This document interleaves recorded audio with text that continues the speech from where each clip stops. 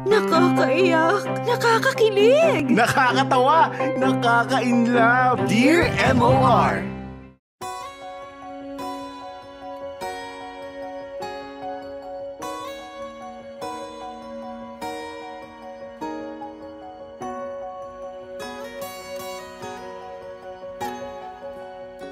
Dear MOR, naranasan niyo na bang matulog sa loob ng malamig at maruming jeep?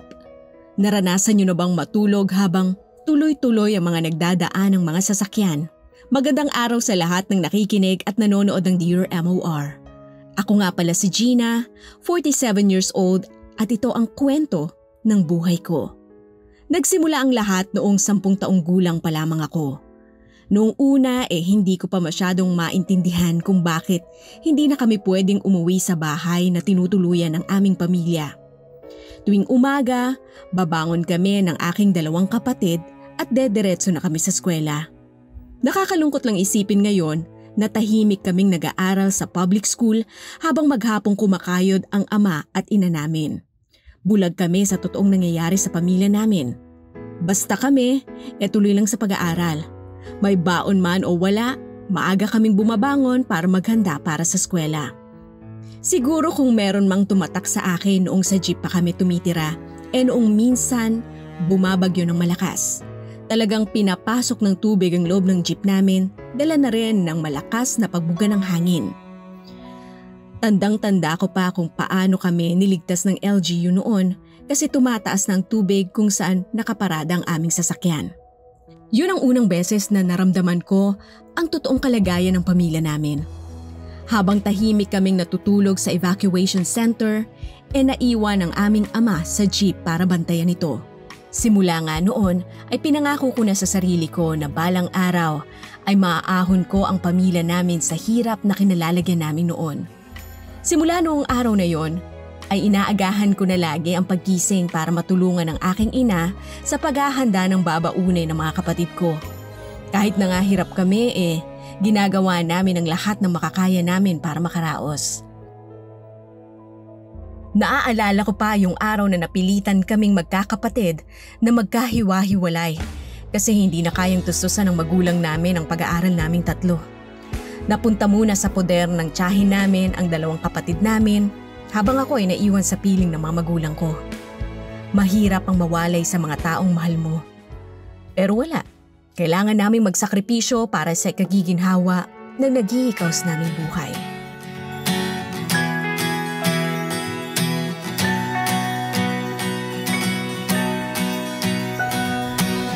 Ako nga pala si Toto, simpleng batang may pangarap, lumaki sa kalye.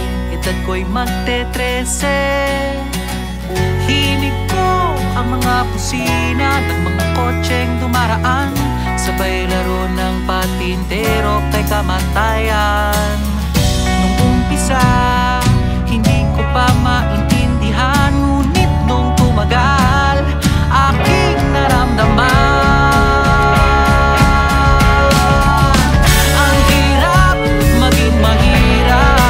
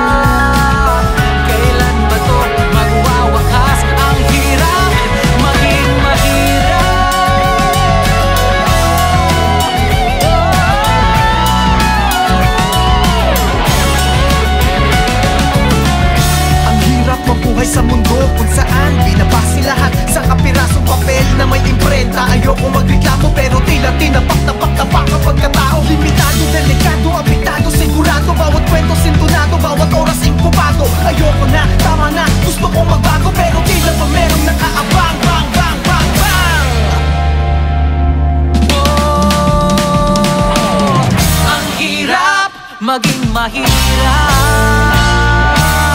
Hindi batas ang biyaya ay laging nasa itaas. Ang hirap maging mahirap. Kailan magwawakas? Ang hirap maging mahirap.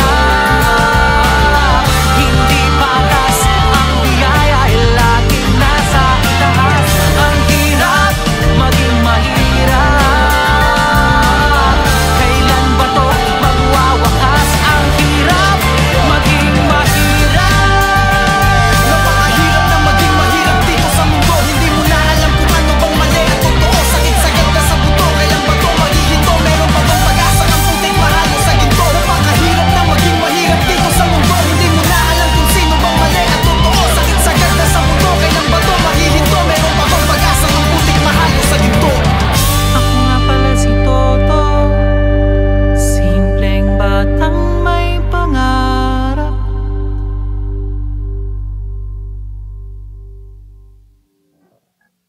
Dear M.O.R. Ang mga kwento ng puso mo. Aaminin ko na medyo nahirapan ako nung mawalay ako sa mga kapatid ko.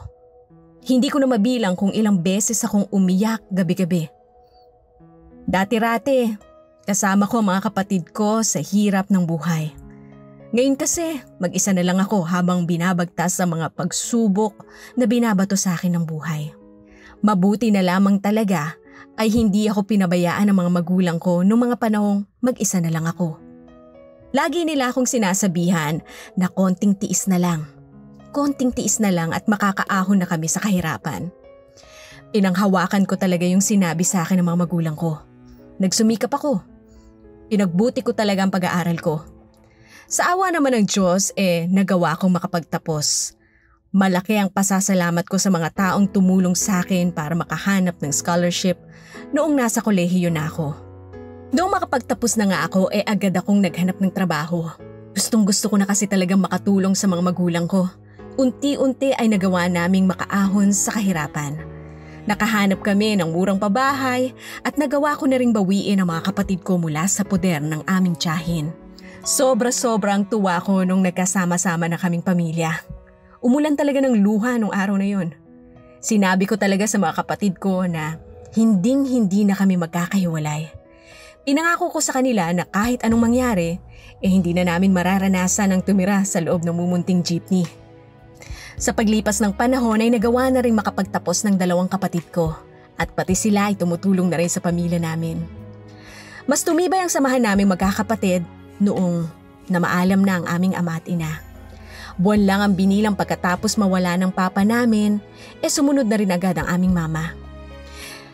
Iniisip na lang namin na talagang matindi lang ang pagmamahal nila para sa isa't isa, kaya ayaw nilang magkahiwalay ng matagal.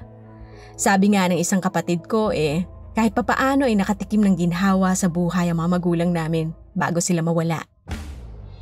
Malaki ang pasasalamat namin sa kanila kasi kahit hirap na sila, hindi nila kami sinukuan.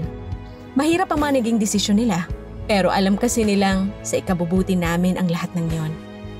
Mama Celis at Papa Licio, maraming salamat. Maraming salamat para sa lahat. Hanggang dito na lang muna ang kwento ko sa inyo. Sa ngayon ay may kanya-kanya na kaming mga pamilya ng mga kapatid ko. Pero hindi kami nakakalimot na magkita paminsan-minsan.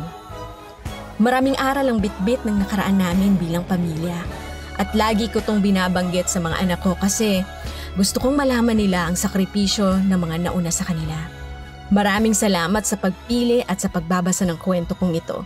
Sana ay maraming natutunan ang mga kapwa kong kamorkada sa storya kong ito. Muli, maraming salamat and more power sa Dear M.O.R. Lubos na gumagalang, Gina. Bughaw na kulay ng langit, malawak na puting mga ulap. Minsan mabigat, minsan magaan. May kwentong nais ipahayag bagyong pinangmasdan, pag di na kaya ang bigat, bigla na lang uulan. Papatak sa iyong mukha, para bang umiiyak. May lungkot na nais na may labas. Ang buhay natin parang napakagandang kalangitan. May liwanag at dilim, maraming katanungan. Ang buhay natin parang napakagandang kalangitan. Kahit na may kadiliman, titila rin ang ulan. At sa iyong pagtingala, mapupuno ka ng galak.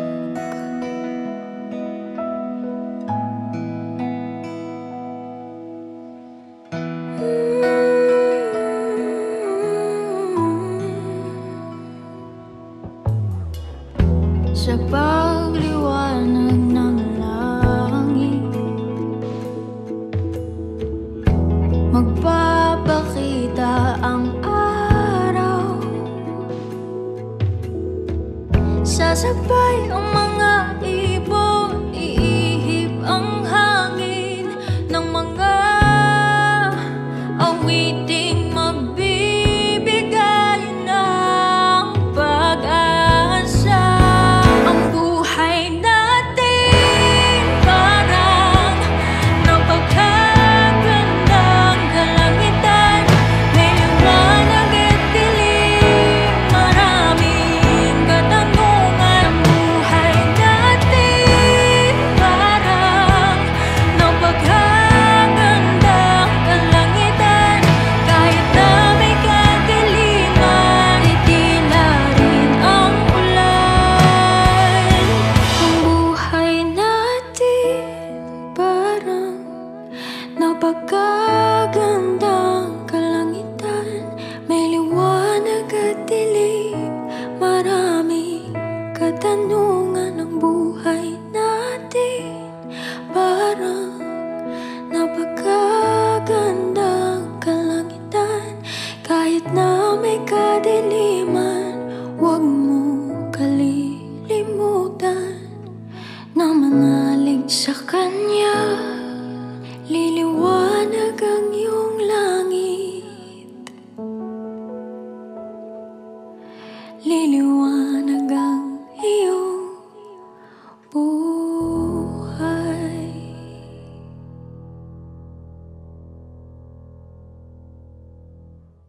Dear M.O.R. Ang mga kwento ng puso mo.